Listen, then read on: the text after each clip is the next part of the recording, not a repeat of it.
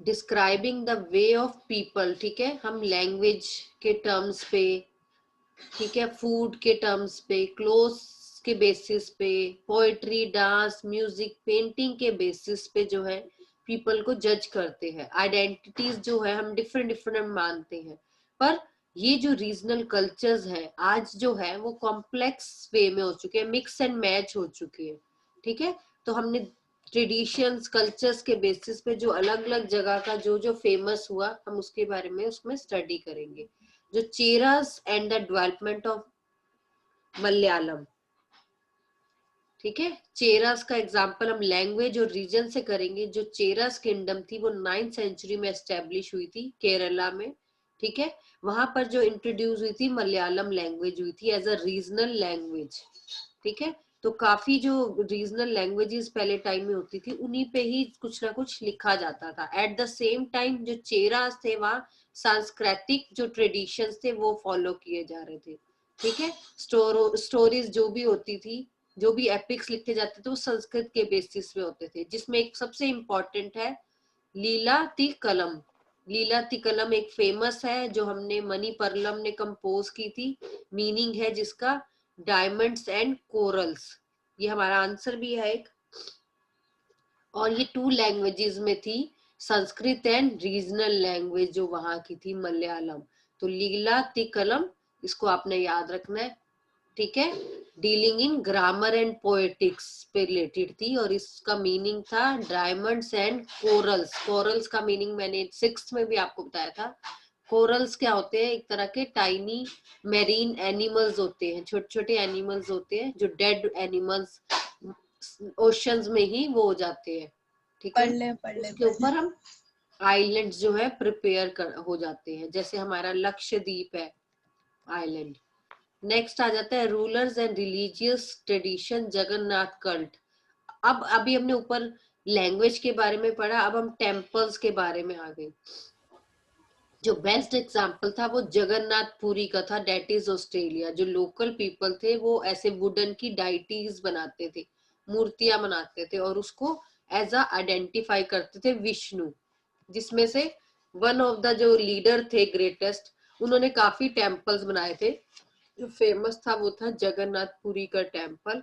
और ये टेम्पल पे भी एक क्वेश्चन है हमारा, ये जो टेम्पल थी इसने काफी इंपॉर्टेंस गेन की थी इन सेंटर ऑफ पिलग्रिमेज, मतलब यात्रियों के लिए क्यों आते थे, क्योंकि सोशल और पॉलिटिकल मैटर उस टाइम में काफी इंक्रीज हो गए थे। पहले पहले भी हमने स्टडी किया है, जो टेम्पल्स होते थे दे आर द एक तरह का सोशल और कल्चरल गैदर्स होती थी, वहां पॉलिटिकल मैटर्स को डिस्कस किया जाता था। और जो भी लोग थे जो उड़ीसा को कॉन्कर करना चाहते थे, सच एज मुगल्स हो गए, मराठास हो गए, ईस्ट इंडिया कंपनी हो गई, ये सब चाहते थे उस टेम्पल को कंट्रोल करना, क्योंकि ये मानते थे कि अगर एक बार टेम्पल कंट्रोल हो गया तो जो लोकल पीपल है वो एक्सेप्टेबल कर लेंगे रूल्स को।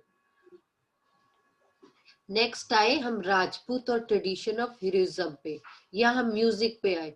19th सेंचुरी के आसपास राजस्थान की हम बात करें तो वहां पर जो राजपूत उन्हीं को कहा जाता था, जो एक तरह के ग्रुप ऑफ पीपल होते थे जो वॉर में जाते थे, ठीक है, उन्हें एज अ रिकॉग्नाइज राजपूत किया जाता था। और उनके जो ट्रेडिशंस थे, कल्चर्स थे, आइडियल्स थे, एस्पिरेशंस थी, वो रूलर से रिलेटेड थी, ठीक है। जैसे पृथ्वीराज चौहान आपने नेम सुना हुआ है, वो फेमस थे अपनी बहादुरी के लिए, कह सकते हो। वो क्यों बहादुरी, क्योंकि वो चूज करते थे death rather than to face defeat. वो हारना पसंद नहीं करते थे, वो डेथ लेना ज्यादा पसंद करते थे।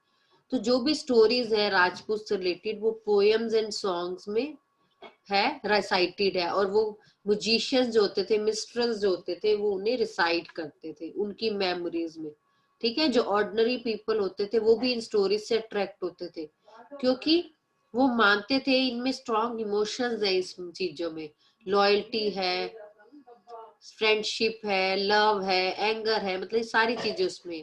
पर वुमेन्स को नहीं दिया जाता था। वुमेन्स जो थी वो भी अपनी लाइफ, अपने हस्बैंड की लाइफ पे डिपेंड होती थी on the basis of life and death. अगर हम बात करें सती प्रथा थी, जैसे सती प्रथा में क्या होता था, अगर हस्बैंड की डेथ हो जाती थी तो वाइफ को भी साथ में मार दिया जाता था, जला दिया जाता था। तो बस वुमेन्स का मतलब ये प्लेस थी उन स्टोरीज में।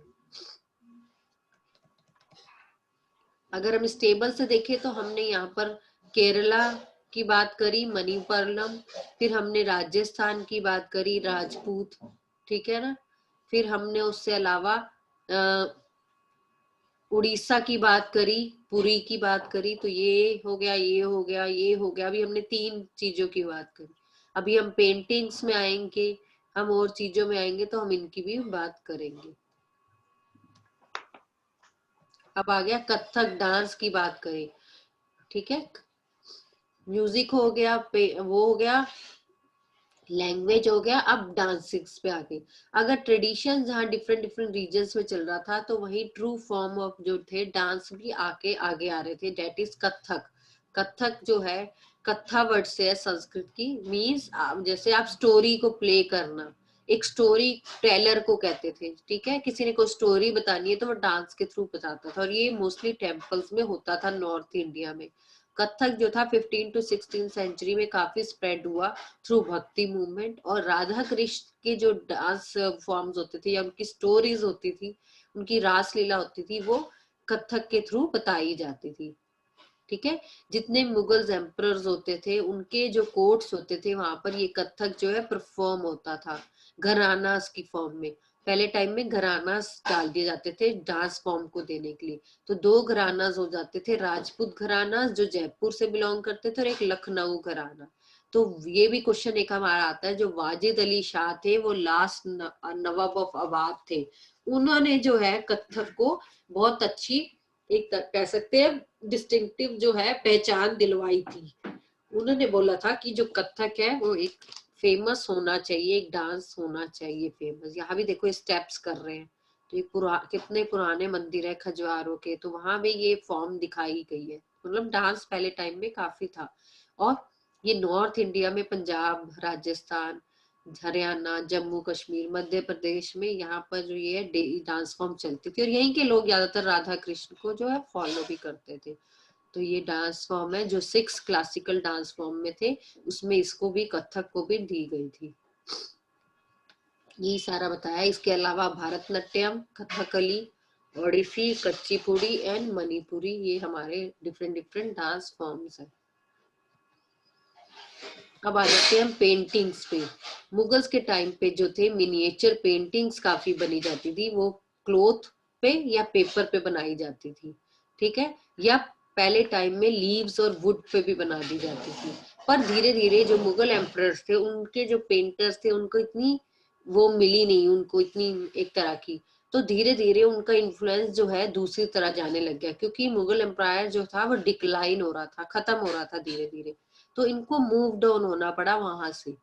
तो ये आर्टिस्ट जो थे, डेक्कन राजपूत जो थे, इधर उधर फैलने लग गए, राजस्थान चले गए, कोई हिमाचल चले गए।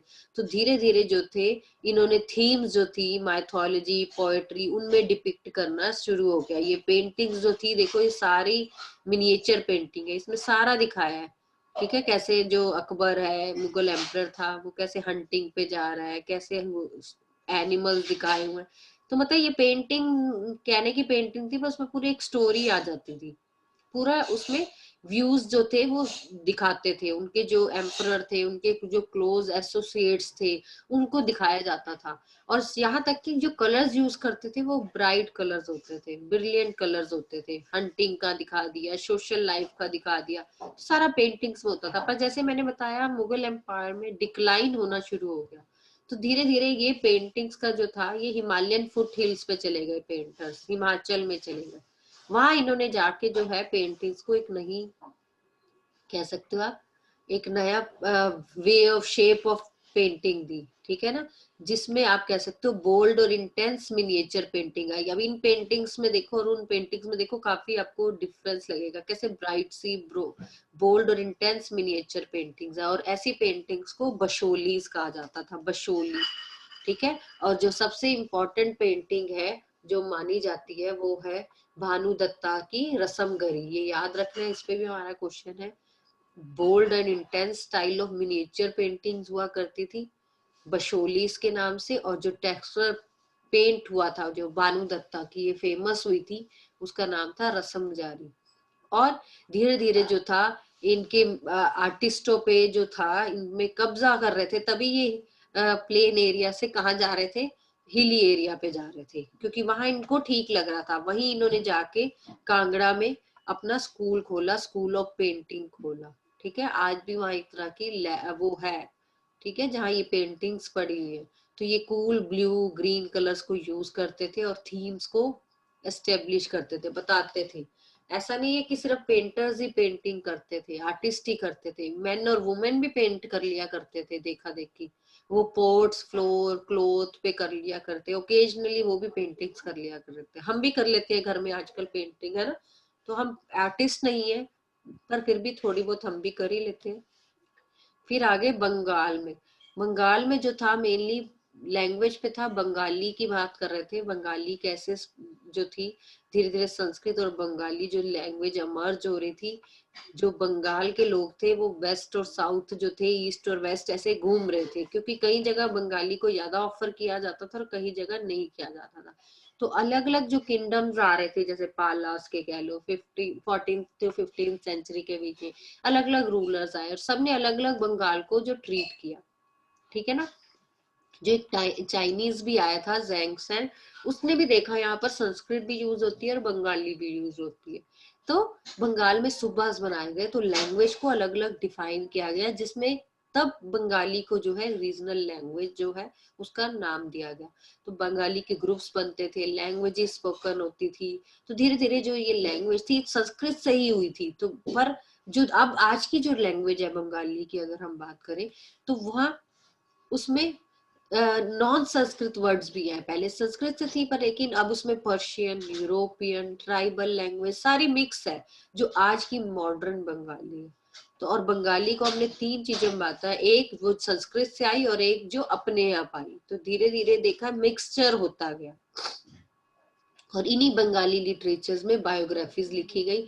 चैतन्य देवा की लिखी गई, जो विष्णु की भक्ति मूवमेंट हमने पीछे पढ़ा, ठीक है। नाथ लिटरेचर लिखी गई, इन पे लिखी गई। फोक टेल्स होते थे, ये तीनों के हमने नाम पढ़े थे, मैनामती, गोपी चंद्र और धर्म ठाकुर। इन पे जो थे काफी जो एनाज होते थे, ठीक है, काफी टेस्ट लिखे जाते थे। ये वहाँ के रीजनल डाइटीज थे, ठीक है। इनकी मूर्तियां बनाई जाती थी पत्थर पे, वुड पे, और उससे की जाती थी। और 18th सेंचुरी 15 to 18 सेंचुरी तक आते आके बंगाल में जो है बंगालीज होते गए, ठीक है। फिर आ गया पीर्स एंड टेम्पल्स। धीरे धीरे जो पीर्स थे वो भी फॉर्म हो रहे थे, नए नए टेम्पल्स बन रहे थे, फॉरेस्ट जो है उन्हें क्लीन किया जा रहा था, वहां पर राइस की कल्टीवेशन स्टार्ट हो रही थी। फिशरमैन जो थे उनका काम चल रहा था, प्रीजेंट्स नई नई वो लेके आ रहे थे। तो कहीं ना कहीं जो ढाका था बंगाल के साथ बांग्लादेश जो है आज की डेट में, वहां पर वो एक हार्ट माना जाता था। वहां काफी सारे जो लोग थे उनको ट्रांसलेट किया जा रहा था, इस्लाम को फॉलो कराया जा रहा था। तो वहां मॉस्क पीर्स बन रहे थे लोग। वो की सिचुएशन जो थी वो अनस्टेबल कंडीशन थी और नए नए सेटलमेंट्स आ रहे थे, जो लीडर्स जो चेंज हो रहे थे, ठीक है ना। और वो लोग जिनको लोग अफेक्शन देते थे, रिस्पेक्ट देते थे, उनको हम पीर्स के नाम से जानते थे, ठीक है ना। पीर, हम पीर आज भी बोलते हैं पीर के उसमें। तो जो सूफी संत थे और रिलीजियस पर्सनालिटी थी, ठीक है, सोल्जर्स थे, डाइटीज थे, वो अपना जो था धीरे धीरे अपने अंदर जो वो चीजें एट्रीब्यूट्स कर रहे थे, उनको वो कहते थे हमें हर जगह जो है भगवान दिखता है। तो जहाँ ऐसे लोग होते हैं उनको पीर और ये कहा जाता था। और बंगाल में जो था ये सारा काफी पॉपुलर होता जा रहा था।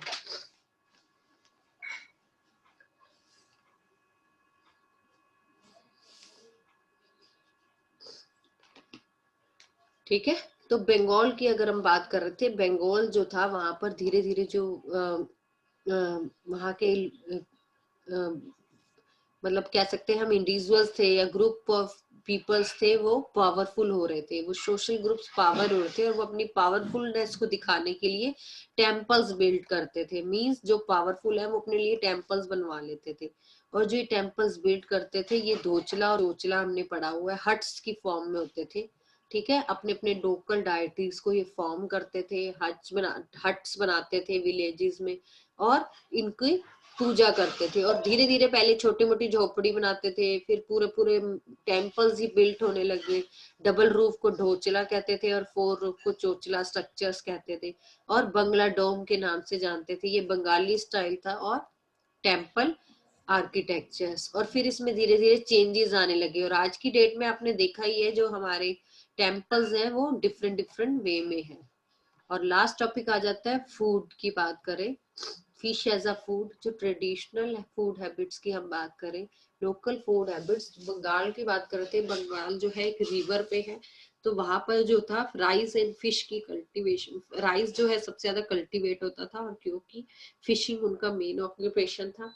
पर वहाँ जो ब्राह्मण्स थे उनको थोड़ी सी प्रॉब्लम हो रही थी, क्योंकि ब्राह्मण मानते थे नॉन वेजिटेरियन फूड है। लेकिन एक ब्राह्मण के लिए, ब्राह्मण जो बंगाल के थे उनके लिए स्पेशल जो एक कह सकते हैं आप एपिक एक टेस्ट लिखा गया, जिसमें बताया गया कि fish is not a non vegetarian food, और वहां ब्राह्मणों को अलाउ कर दिया गया कि वो फिश खा सकते हैं। वो टेस्ट क्या था, ब्रिंग धर्मा पुराना, जिसमें बताया गया था कि जो ब्राह्मण्स है, लोकल ब्राह्मण्स है, वो वेराइटी ऑफ जो फिश है वो ईट कर सकते हैं, क्योंकि वहां का लोकल फूड ही फिश था।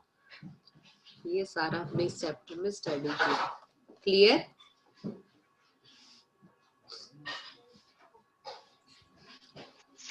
कशिश आप क्लास क्यों नहीं लगाते?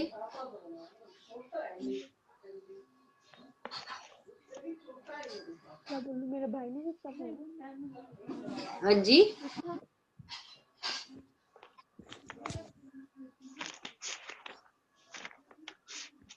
हाँ जी, कशिश क्लास क्यों नहीं लगाते रेगुलर?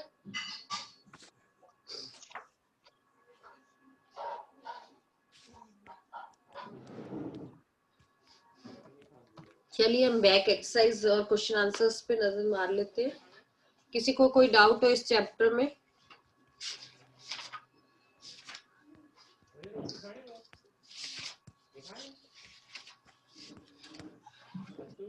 चलिए पहला है मैच द फॉलोइंग। अनंत वर्मन, बताइए अनंत वर्मन कहाँ से था, किसमें हमने पढ़ा था अभी?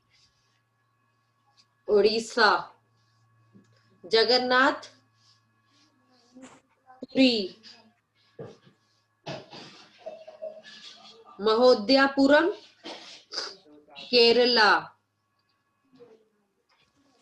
लीलातिकलम वो भी केरला, मंगला काव्या डेट इज बंगाल, और miniature paintings that is Kangra.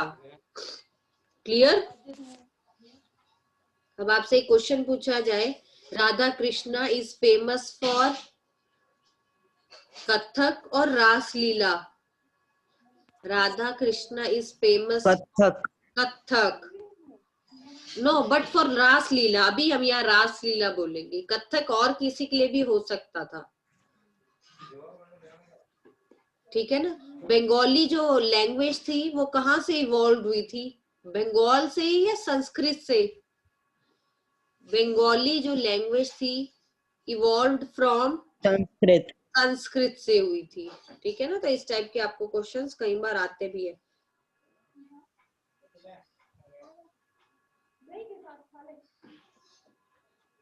Mughals जो थे उन्होंने अपनी कैपिटल को शिफ्ट किया था बंगाल से लेके, कहां पर शिफ्ट किया था बंगाल की? ढाका। अभी हमने पढ़ा ना इसमें, ढाका। 4 रूफ जो स्ट्रक्चर्स होते हैं उन्हें कहा क्या कहा जाता है? 4 रूफ स्ट्रक्चर को चोचला, और अगर 2 रूफ आ जाए तो ढोचला। ये वर्ड्स पढ़े है ना, जरूरी नहीं है हम कहें हमारे तो बैक एक्सरसाइज में सब दिया नहीं हुआ।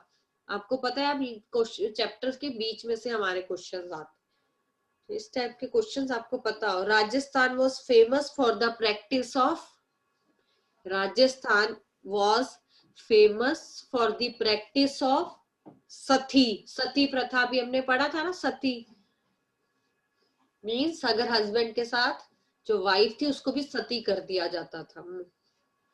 तो आपको इन क्वेश्चंस में ट्रू फॉल्स और किसी भी तरफ से आ सकता है।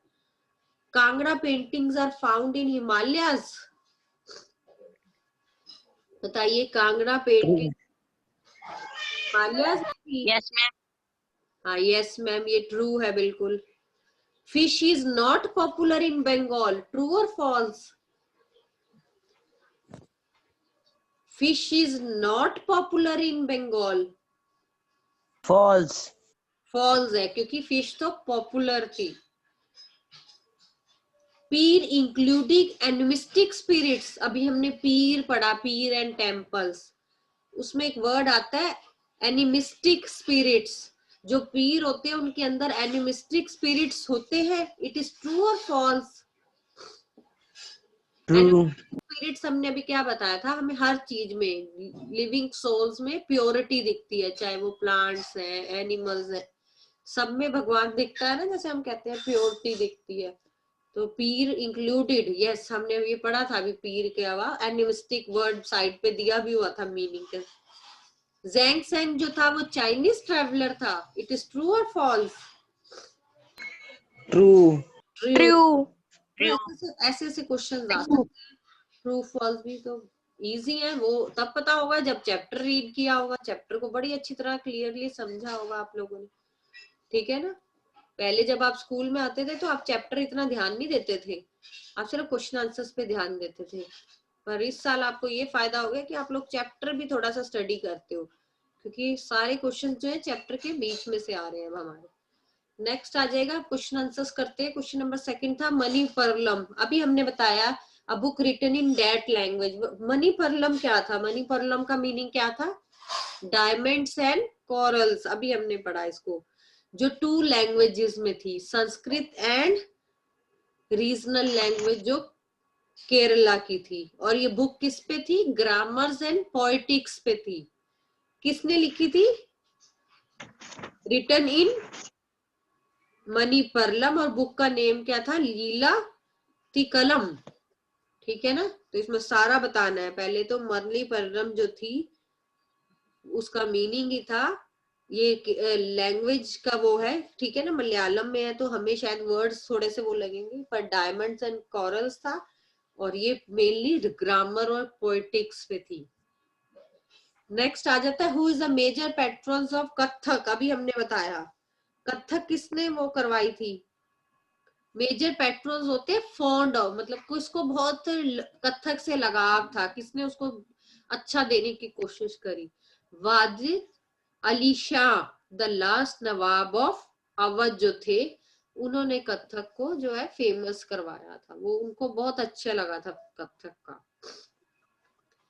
नेक्स्ट आ जाता है, what are the important architectural features of temples of Mughal, ये हमने अभी पढ़ा था।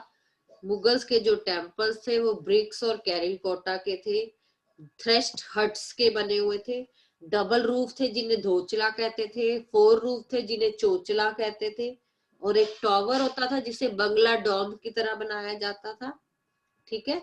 इसके अलावा रेक्टेंगुलर रूफ्स में भी होते थे, जैसे आजकल के मंदिर होते हैं, अगर आपने देखा हो, ठीक है ना, पिलर्स बने होते हैं, फिर फ्लैट होता है, ऊपर गोल गोल सब वो बने होते हैं, ठीक है ना, तो उस टाइप के होते थे।